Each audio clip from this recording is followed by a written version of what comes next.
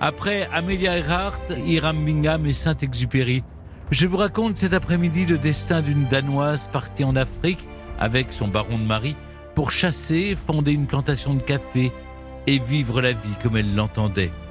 Mais tout ne s'est pas passé comme elle le rêvait, vous allez voir.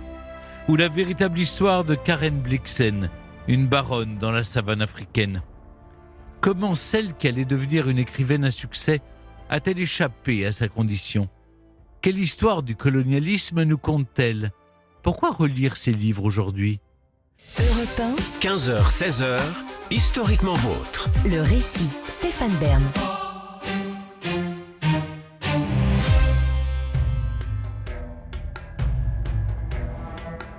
Nous sommes en juin 1914 dans les profondeurs de la savane. Il fait encore nuit sur ces hautes terres de l'Afrique orientale britannique, sur l'actuel territoire du Kenya, contrôlé par l'Angleterre depuis les années 1890. Malgré la pénombre, une petite colonne s'étire sur les pistes de la forêt vierge. On distingue Karen Blixen et son mari, Bror. Ils ont quitté leur plantation avant l'aube, escortés par une dizaine de porteurs. Derrière eux, 3 chariots tirés par des mules transportent des affaires de campement, des fusils et les vivres nécessaires pour les 4 semaines qu'ils s'apprêtent à passer dans la brousse. Pour ce safari, Bror et Karen n'ont pas voulu s'encombrer de trop de bagages et ont réduit leur suite à quelques porteurs. Ils emportent tout de même avec eux une bonne cargaison de champagne et de mets délicats. On est baron ou on ne l'est pas.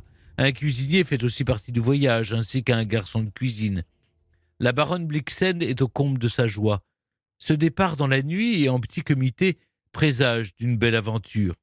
La voilà livrée à la nature sauvage pour 1 mois, dans l'un des plus beaux pays de la terre que l'homme n'a pas encore marqué de son empreinte et que peuplent les espèces les plus impressionnantes du règne animal. Karen et son mari ne sont pas les premiers Européens à se lancer dans cet audacieux périple. Depuis la mainmise de l'Angleterre sur le Kenya au début du siècle, les montagnes de l'intérieur du pays en ont vu affluer de nombreux en quête d'aventure. Ils en revenaient auréolés du prestige de ceux qui osent affronter les bêtes sauvages et les rudesses du climat africain. Quelques années plus tôt, c'est l'ancien président américain Theodore Roosevelt lui-même qui s'est aventuré dans ce paradis sauvage de la savane africaine, accompagné d'une escorte de quelques 500 porteurs. Oui, on est ancien président ou on ne l'est pas. Les quelques mois que la baronne Blixen a déjà passés dans sa plantation kenyane lui ont permis de s'exercer à l'art de la chasse et elle manie désormais le fusil non sans un certain talent. Et quand elle rentre à la plantation quelques semaines plus tard, elle peut exhiber un impressionnant tableau de chasse. Outre la quarantaine de marabouts, chacals, phacochères et élans qu'elle est parvenue à saisir dans leur course, Karen Blixen a abattu un léopard et surtout le Graal des chasseurs, un lion. À son frère et confident Tommy, elle se hâte de raconter ses aventures. Je sors tout droit de la profondeur et de la magnificence de la grande nature à l'état brut, écrit-elle. Du face-à-face avec les grands fauves qui vous captivent, vous obsèdent au point de vous laisser l'impression que rien d'autre que les lions ne peut donner un sens à votre vie. Une vie, et quelle vie! Son existence commence le 17 avril 1885. La demeure qui a vu naître Karen Blixen ne donne pas sur la forêt vierge africaine, mais sur une plage de sable fin du Danemark, à quelques kilomètres au nord de Copenhague. Mais à contempler chaque jour l'étendue bleue qui vient lécher les murs de sa maison, Karen s'est forgée comme son père, une âme d'aventurière. C'est lui, en effet, qui lui transmet l'amour de la nature et l'initie à l'étude des plantes. Quand il est auprès des siens, entre 2 voyages en Amérique ou ailleurs, il l'emmène à la chasse et lui apprend un par un le nom des oiseaux. C'est sa fille préférée et il adore s'aventurer avec elle dans la forêt. Car Willem Dinsen, le père de Karen, n'est pas du genre à rester inactif. Issu de la haute noblesse terrienne danoise, il est né avec une soif perpétuelle de voyage, dévoré par un rêve d'ailleurs. Wilhelm a d'ailleurs vécu quelque temps auprès des peuples indigènes d'Amérique du Nord, dormant dans une cabane en rondin et adoptant les modes de vie des Indiens dont il s'était fait l'ami. Il épouse pourtant une femme de la bourgeoisie danoise qui lui donne 5 enfants. Karen naît la 2e. Elle hérite donc de son père l'insatiable désir d'aventure qu'il ne réussit jamais à assouvir. Car le rêve de Wilhelm est trop grand et le monde trop petit pour lui. Éternel insatisfait, il mettra fin à ses jours en mars 1895. C'est un malheur immense pour Karen, qui peu de temps avant son 10e anniversaire se sent abandonnée. D'autant plus que sa mère l'éduque selon des principes sévères auxquels elle peine à se soumettre. Ingeborg inculque en effet à ses 3 filles et à ses 2 fils une éducation imprégnée de valeurs morales victoriennes et leur transmet sa foi dans l'église protestante unitarienne. Pour les Dinsen, en effet, comme pour les membres de la communauté refusant le dogme de la Trinité, Dieu est un seul esprit. Karen se sent à l'étroit, dans cette cage dorée où elle reçoit pourtant l'affection de sa grand-mère et de sa tante, qui s'occupent d'elle et des autres enfants d'Insen comme des mères. Douée pour le dessin, la jeune fille obtient tout de même de s'inscrire à l'école des beaux-arts de Copenhague. En 1902, elle s'installe donc dans la capitale et passe 4 années à se former à la peinture, la gravure et au dessin en perspective. La jeune écolière s'y révèle une artiste talentueuse, certes, mais son esprit indépendant ne s'accommode pas de cette école privée qui cherche avant tout à faire de ses élèves des jeunes filles bonnes à marier. En 1906, elle abandonne alors ses études et entre dans la maison familiale de Rungstedlund. C'est là que Karen Dinsen fait ses premières armes d'écrivaine. Elle, qui s'était déjà essayée à l'écriture et depuis ses 8 ans avait pris l'habitude de griffonner sur un cahier quelques lignes de récits inachevés et même quelques vers, elle avait aussi écrit des pièces de théâtre pour marionnettes et les avait fait jouer par ses frères, mais là, son imagination explose. Karen élabore de nombreux récits qui sont publiés dans des magazines sous le pseudonyme de Seola, du nom d'un chef indien rebelle dont lui avait parlé son père. Car oui, l'ombre de cette figure paternelle ne l'a pas quittée. Et les récits qu'elle écrit sont imaginés par l'idée de la mort qui lui a arraché celui qu'elle adorait dans sa plus tendre enfance. Sa plume est appréciée et rencontre un certain succès. À 22 ans, elle peut alors espérer une carrière d'auteur. Mais Karen aspire avant tout à s'extirper de ce cocon familial duquel elle n'a jamais vraiment réussi à partir.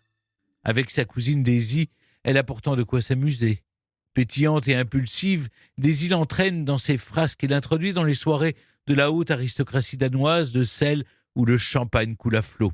Avec elle, Karen apprend à ignorer l'avenir pour s'accorder tout entière à l'instant présent. C'est lors d'une de ces réceptions grandioses qu'apparaît un élégant officier à la carrure d'athlète, ancien lieutenant des dragons, devenu le cavalier le plus titré de Scandinavie. Si elle l'a remarqué, elle n'est pas la seule. Dans ce fils de propriétaire terrien, audacieux et plein de vie, Karen, elle, semble retrouver son père. Le baron Hans Blixen von Finecke, c'est son nom, est son cousin au 2e degré, mais il est surtout trop gâté par la vie pour s'intéresser à elle. Karen fait tout pour le séduire, mais en vain. Cette première déception amoureuse la laisse dans un abattement profond qu'elle ne peut cacher à sa mère et à sa tante, qui l'envoient faire un séjour à Paris pour lui changer les idées. À son retour au Danemark, Karen Dinsen n'est plus la même. Elle a embrassé la mode parisienne et, chose peu commune alors pour l'époque, elle se maquille. Toutefois, son voyage à Paris n'est pas parvenu à lui faire oublier le bel Hans Blixen qui hante encore ses rêves. Mais Hans a un jumeau, certes moins talentueux que lui, mais tout aussi titré.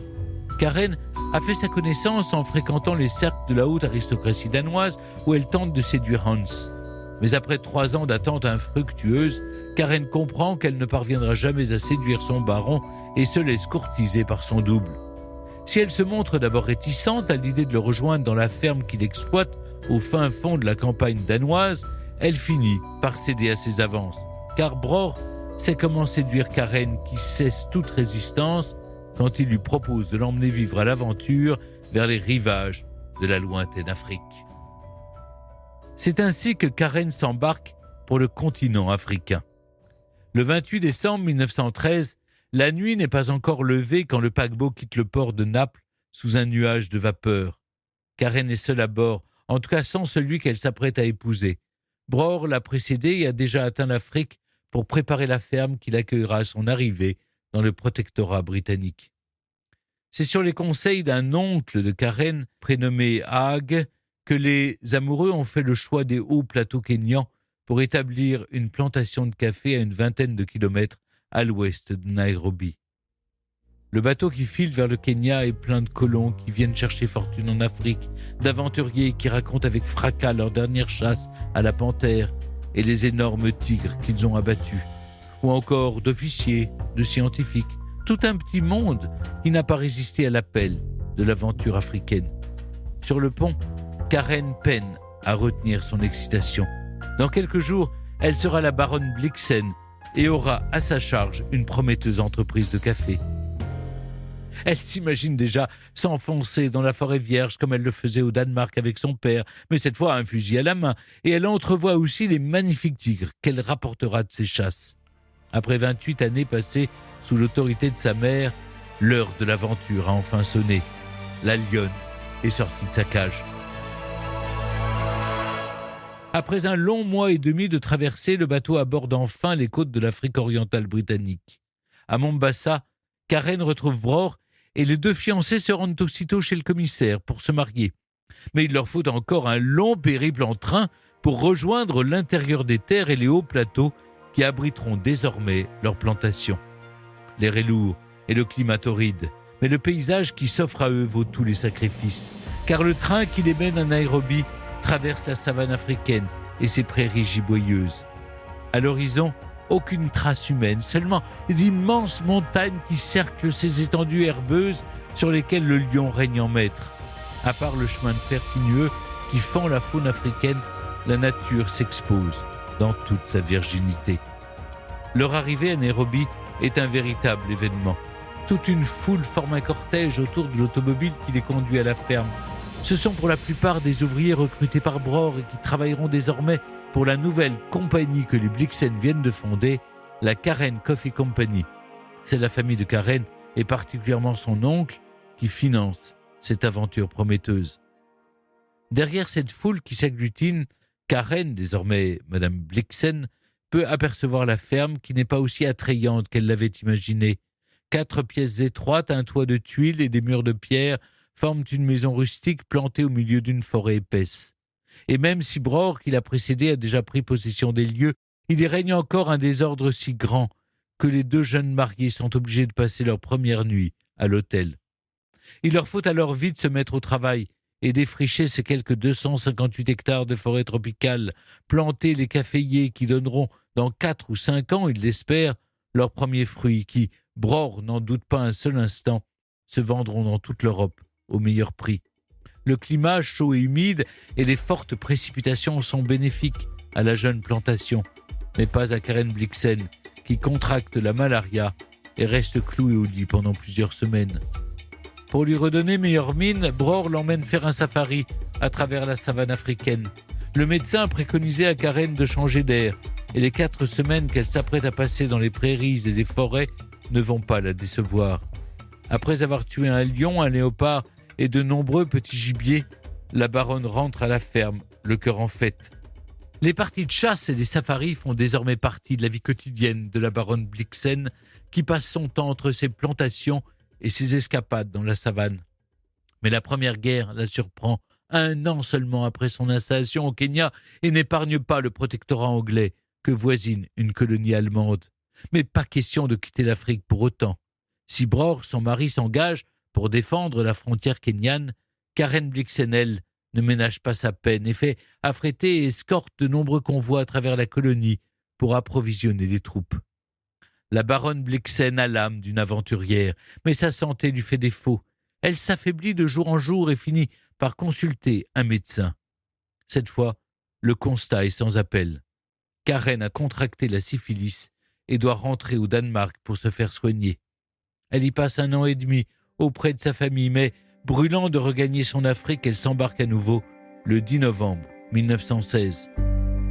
Hélas, elle trouve à son retour une plantation bien souffrante, elle aussi. Après les pluies diluviennes qui ont lessivé les sols pendant des mois, une longue sécheresse s'abat sur la plantation et dessèche les premières fleurs de caféier. Les difficultés de la ferme s'ajoutent à la mésentente qui s'est peu à peu installée entre Karen et Bror. Karen n'est pas dupe des nombreuses infidélités de son mari et finit par se lasser des 1000 projets qu'il a toujours en tête pour relever la ferme et qui n'aboutissent jamais. En réalité, son cœur bat désormais pour un autre.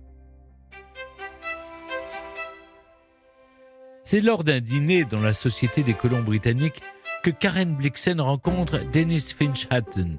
Nous sommes en avril 1918 et tout juste rentré de Somalie, l'homme régale ce soir-là les convives de ses dernières aventures.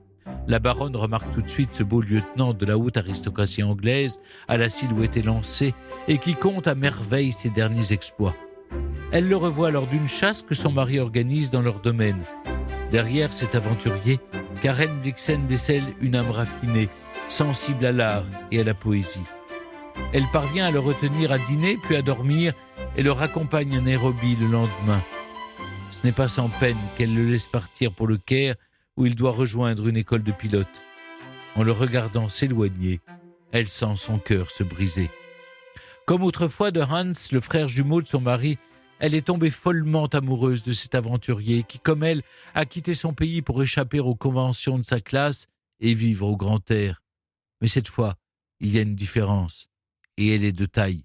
Car de son côté, Dennis Finch Hatton n'est pas resté insensible au charme de cette femme de caractère, intelligente et excentrique au point qu'il retarde son départ pour revenir la voir.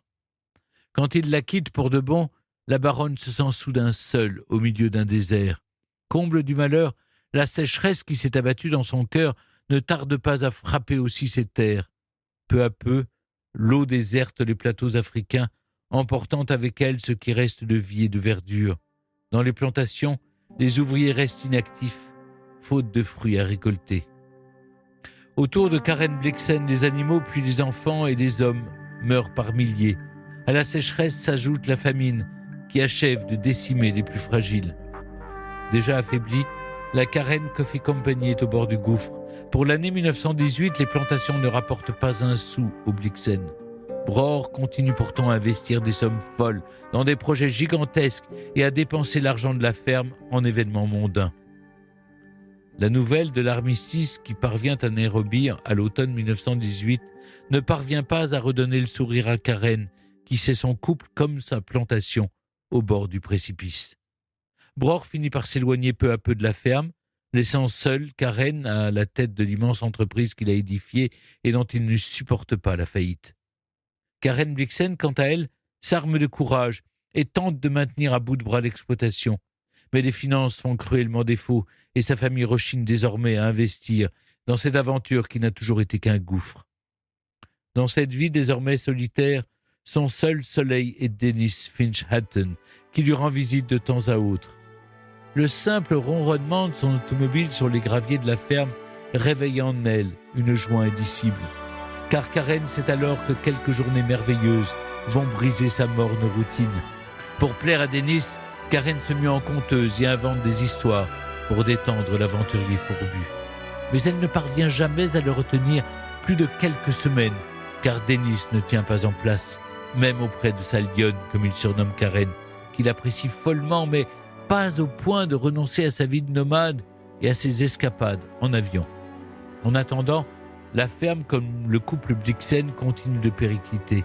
L'oncle Hage, qui avait toujours financé les projets de Bror, en vient à se lasser définitivement des déboires de ses neveux.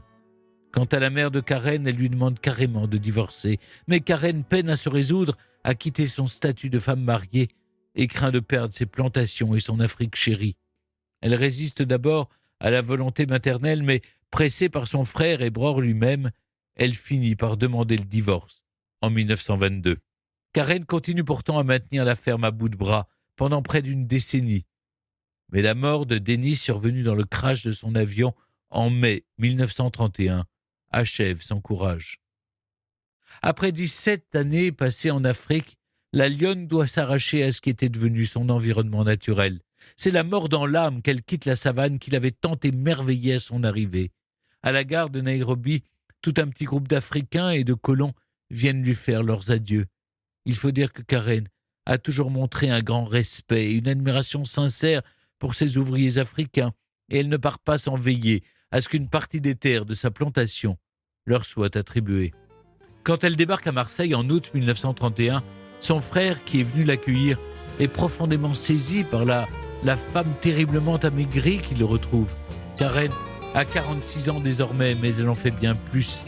Le visage émacié, le regard dans le vide, comme un lion qu'on aurait arraché à la steppe, Karen n'est plus que l'ombre d'elle-même. Rentrée au Danemark dans la maison de son enfance, la baronne Blixen, qui ne l'est plus, se réfugie dans l'écriture et une nouvelle vie semble s'ouvrir à elle. Quand elle regagne la maison familiale, Karen peine à retrouver sa joie de vivre. Elle n'arrive plus à trouver le sommeil depuis qu'il a quitté l'Afrique. Alors, elle prend en effet sa plume et conjure son malheur dans l'écriture. Elle rouvre ses cahiers et achève les vieux contes qu'elle avait esquissés en Afrique. Si elle trouve une grande consolation à écrire, le succès, lui, n'est pas au rendez-vous. Les maisons d'édition danoises auxquelles elle soumet ses premiers écrits, ces 7 contes gothiques, ne les trouvent pas à leur goût. Désespérée, Karen se retourne alors vers son frère qui lui propose d'envoyer son manuscrit à l'une de ses connaissances américaines. Aux États-Unis, le livre publié sous le pseudonyme d'Isaac Dinesen est un succès. Quand il paraît en janvier 1934, il conquiert aussi bien la critique que les lecteurs, à la grande stupeur des éditeurs danois. L'auteur qui vient de conquérir l'Amérique pique de curiosité la presse de son pays, avec elle les éditeurs, qui s'arrachent alors les droits de traduction. Enfin acceptée par les siens, Karen décide de traduire elle-même ses contes et se lance dans de nouveaux livres.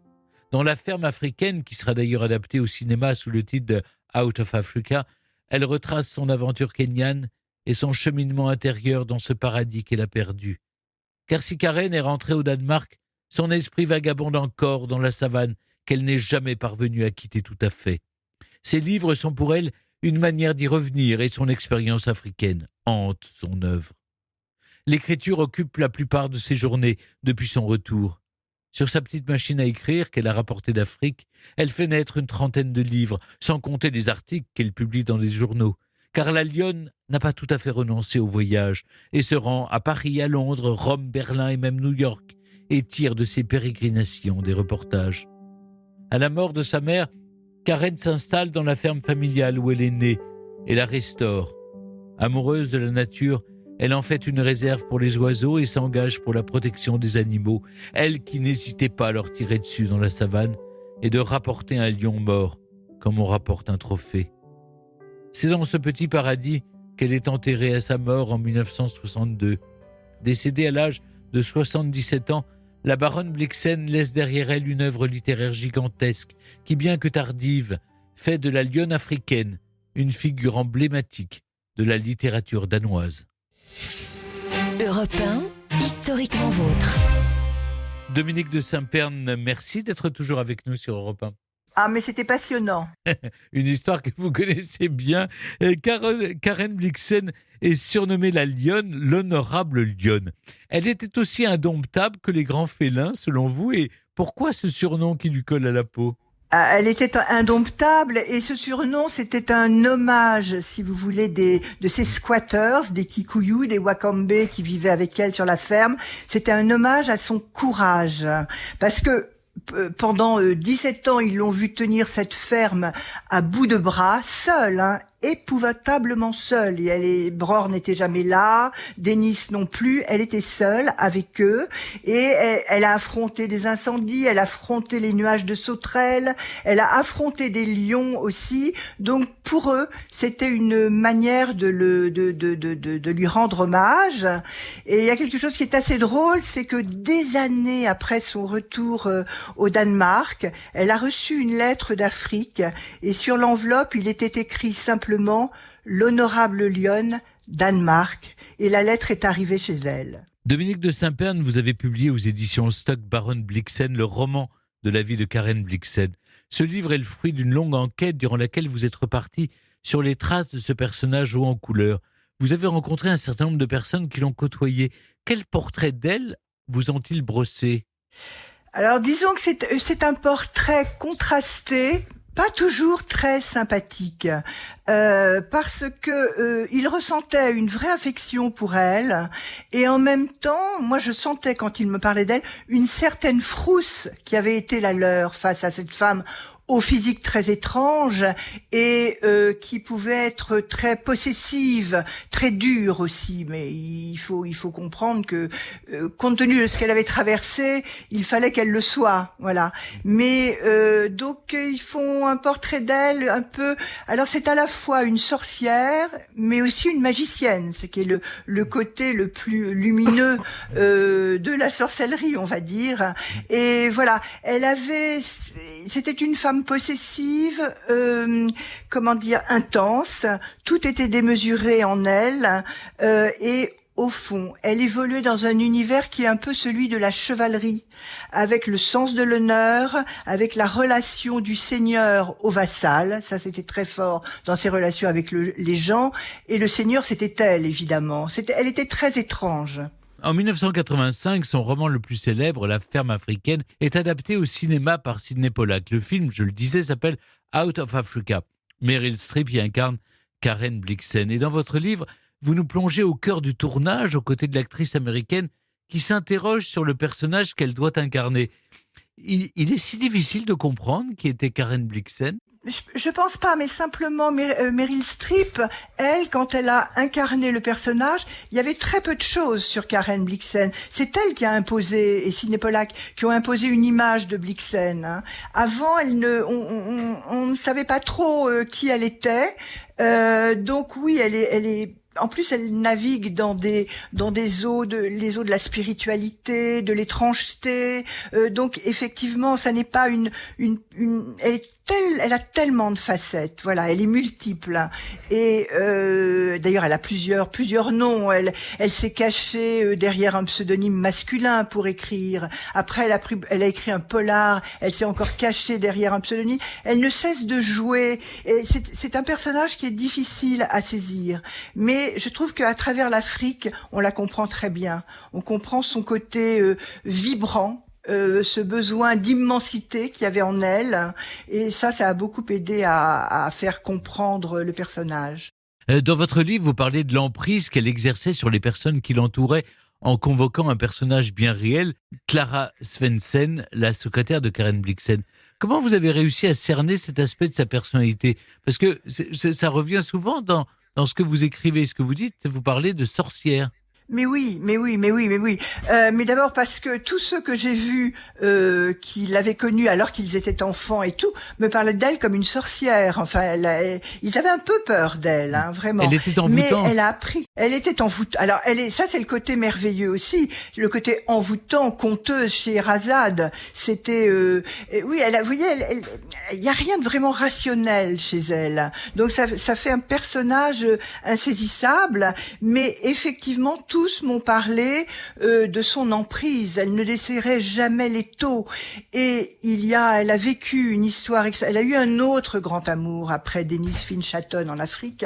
C'est un jeune poète qui s'appelle Thorkild Bjørnvig, qui a écrit un livre magnifique sur leur relation qui s'appelle Le Pacte. Et effectivement, elle l'avait envoûté, elle l'a quasiment kidnappé et il a vécu chez elle à Rungstedlung pendant 3 ans en quittant femme et enfant, et elle lui avait promis que s'il acceptait ça, elle ferait de lui un très grand poète. Et effectivement, il est devenu un grand poète. Tout est étrange dans sa vie, vous voyez. Et mais elle n'a jamais desserré l'étau sur lui. Elle n'a jamais desserré l'étau sur Clara Svensson qu'elle ne payait pas, ou alors qui était quand même son infirmière et sa secrétaire. Et elle ne la payait, elle ne lui versait pas de salaire. Elle la payait d'une vieille étole, d'un vieux chapeau. Voilà, c'est incroyable. Et les gens restaient. Elle avait accepté. Absolument, ouais. Elle était fascinante, voilà, tout simplement. Et je pense qu'ils se sont dit qu'ils avaient peu l'occasion de rencontrer des personnes d'une telle personnalité. Et oui, non, c'était une magicienne pour moi.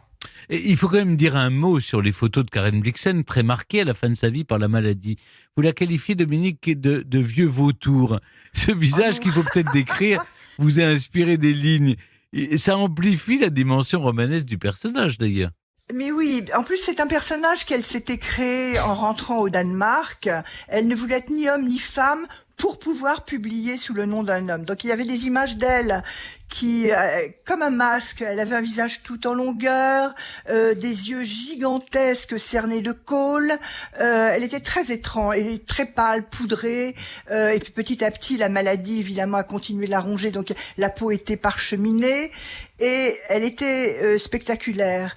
Mais à la fin de sa vie, elle a vécu vraiment un bouleversement quand Richard Avedon a décidé de faire un album de photos avec Truman Capote, qui était un ami de Karen Blixen, et il l'a photographiée en contre-plongée. Et ce jour-là, elle portait un petit bonnet qui serrait bien sa petite tête. Elle avait un manteau de loup informe et un long cou. Et en contre-plongée, on dirait un vautour. Et c'est cet aspect-là de Karen Blixen qui l'a saisi, que Avedon a saisi.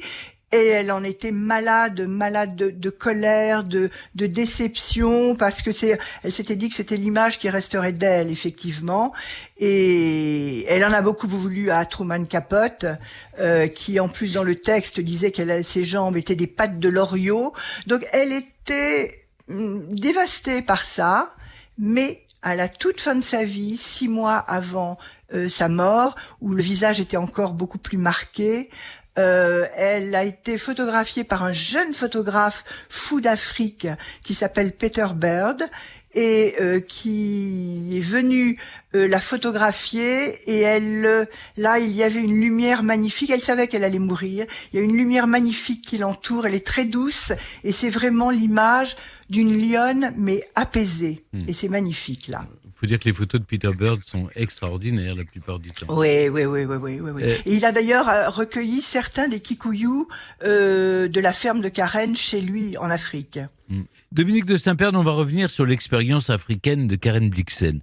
En 1914, donc âgée de 28 ans, celle qui rêve de grandes aventures quitte le Danemark familial pour s'installer avec son futur mari au Kenya. Qu'est-ce qu'elle fuit ? Elle fuit sa condition, elle fuit son milieu d'origine, elle veut déjouer le déterminisme social qui l'emprisonne ? Tout ça à la fois. Elle ne supportait plus le Danemark. Elle a été obligée d'y retourner, c'est ça qui est terrible.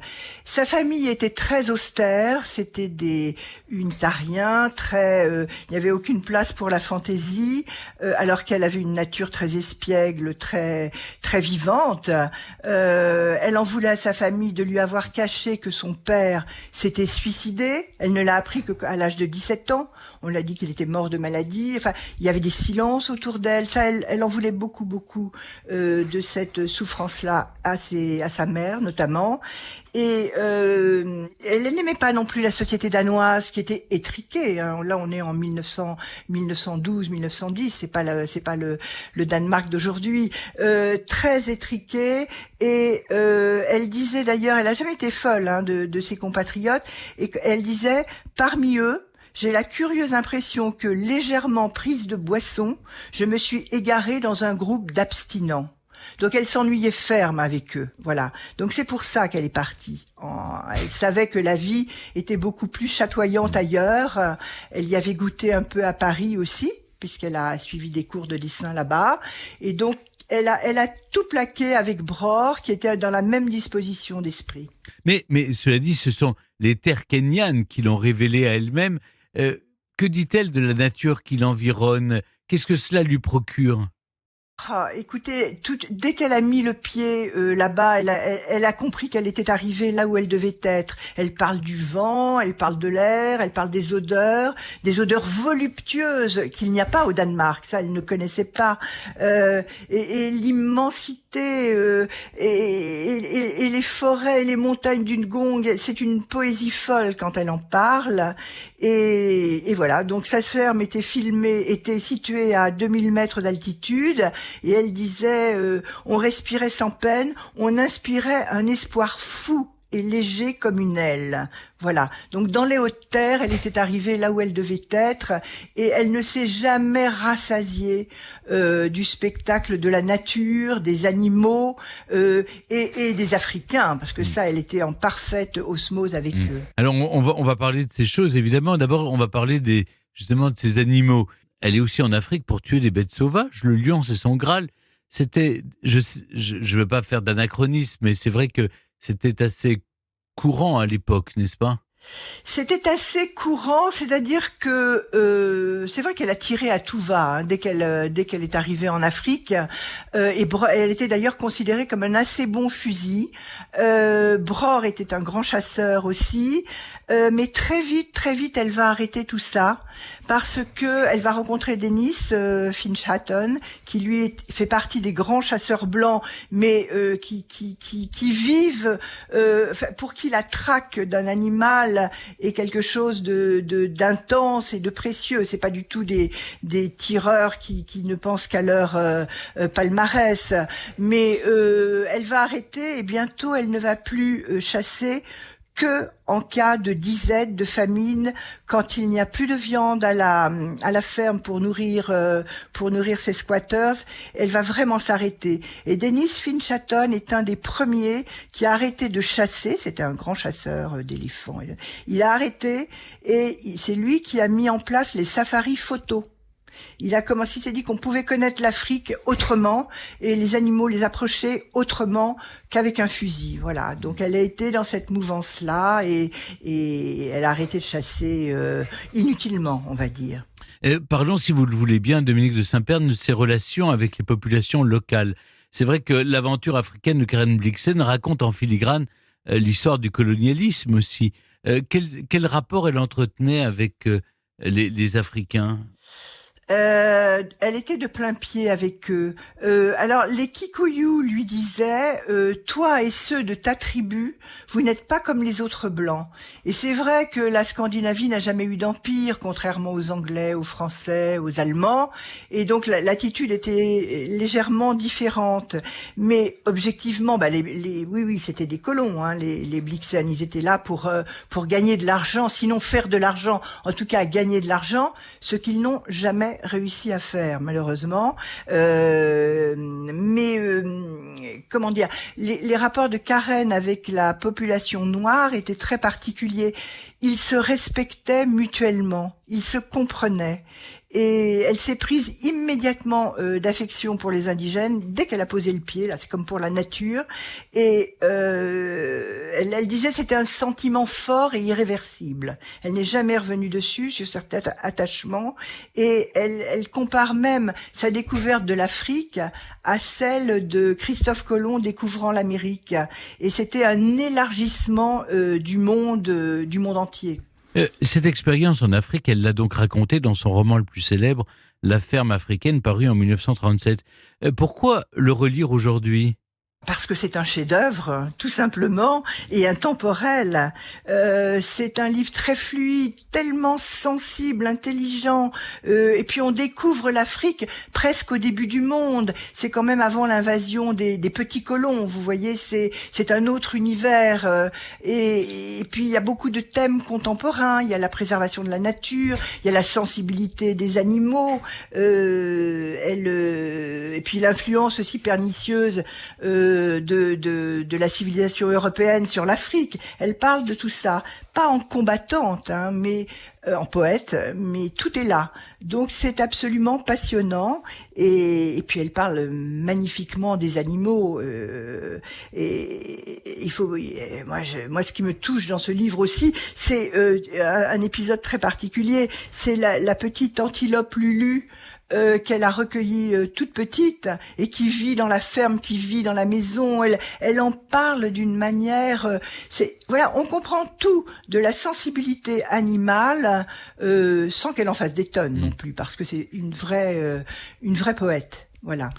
Plus de 60 ans après sa mort, Karen Blixen est-elle au Danemark considérée comme l'une des plus grandes écrivaines du XXe siècle ? Oui, absolument. C'est-à-dire que elle est célébrée, oui, au même titre. C'est-à-dire que c'est un tout petit pays par la taille, le Danemark, mais ils ont quand même 3 écrivains majeurs. Le premier est Kierkegaard, oui. L'autre est Hans Christian Andersen et Karen Blixen. Elle est leur égale, voilà. Donc aussi c'est un personnage, qui compte. On en parle encore aujourd'hui, bien que de son vivant, elle était complètement oubliée à un moment donné. Les jeunes Danois pensaient qu'elle était morte. Et puis elle a eu des résurrections grâce à l'Amérique. Mais aujourd'hui, oui, c'est un des plus grands auteurs. Elle n'est issue d'aucun courant littéraire et elle n'a donné naissance à aucun courant littéraire. Elle est unique. C'est un espèce de diamant noir. Et ces contes, quand on les lit, sont étranges, mais ils vous hantent. Et on y revient toujours. Merci beaucoup Dominique de Saint-Pern de nous avoir accompagnés cet après-midi dans Historiquement Vôtre pour retracer la véritable histoire de Karen Blixen, une baronne dans la savane africaine. Je rappelle que votre livre Baronne Blixen est paru aux éditions Stock. Et j'ajoute pour les auditeurs d'Europe 1 qui souhaitent en savoir encore davantage sur ce personnage que le livre La Lionne, Karen Blixen en Afrique du Danois Tom Buk-Swienty est paru en français aux éditions Gaïa. Historiquement Vôtre sur Europe 1 et en podcast sur europe1.fr.